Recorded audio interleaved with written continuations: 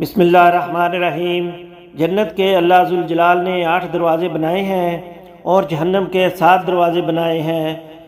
سیدنا ابو ہریرہ رضی اللہ تعالیٰ عنہ روایت کرتے ہیں، رسول اللہ صلی اللہ علیہ وسلم نے فرمایا، جو نماز کا بڑا ہی پابند ہوگا باب الصلاۃ سے اسے آواز آئے گی، اور جو تم پختہ نمازی تھے جنت میں اس دروازے کی طرف سے آ جاؤ، اور جو فرض روزے رکھنے کے ساتھ نوافل کی بھی چاہت اور تمنا رکھتا ہے اسے آواز دی جائے گی، باب ریان سے جنت میں آ جاؤ، اور جو آدمی اللہ کے دین کی سربلندی کے لیے جہاد کرتا ہے اسے باب الجہاد سے، جہاد کے دروازے سے جنت میں آواز دی جائے گی، آ جاؤ جنت، اور جو ہر وقت صدقہ کرنے کو پسند کرتا ہے اسے بلایا جائے گا، باب الصدقہ سے جنت میں آ جاؤ۔ رسول اللہ صلی اللہ علیہ وسلم کا فرمان یہ بھی ہے، اللہ کی راہ میں جہاد کو لازم پکڑو، یہ جنت کے دروازوں میں سے ایک دروازہ ہے۔ جہاد سے جہاں امت کے غم دور اللہ تعالیٰ کرتے ہیں وہاں اس کی فکر بھی دور کر دیتے ہیں۔ رسول اللہ صلی اللہ علیہ وآلہ وسلم نے یہ بھی فرمایا، صحیح بخاری کی روایت ہے کہ جنت کے دروازے تو تلواروں کی چھاؤں تلے ہیں۔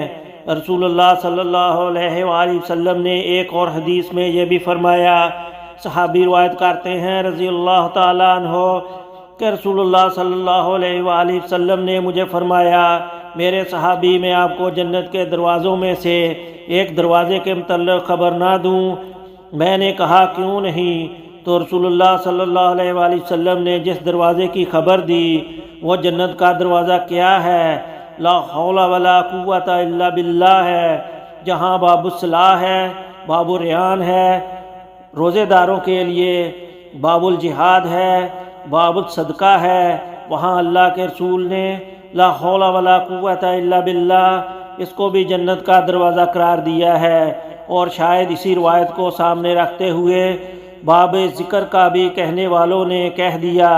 آپ صلی اللہ علیہ وآلہ وسلم کا فرمان ہے، باپ انسان کا یہ جنت کا درمیانہ دروازہ ہے، والدین کی خدمت، ان کا احترام، ان کی عزت، ان کی فرما برداری اگر کرو گے تو سمجھ لو جنت کے درمیانے دروازے کی تم نے حفاظت کر لی۔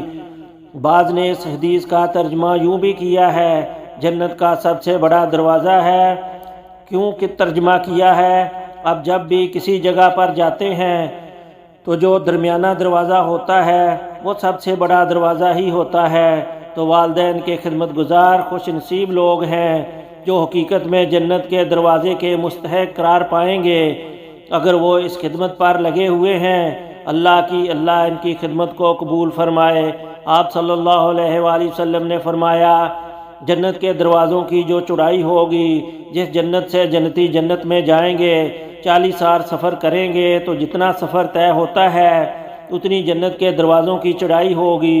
دوسرے لفظوں میں دروازہ جو اللہ نے بنایا ہے اس کی دہلیز جو ہے اس کی چوڑائی 40 سال اگر کوئی سفر کرے تو جتنا سفر طے کرتا ہے اتنا چوڑا دروازہ اللہ نے جنت کا بنایا ہے۔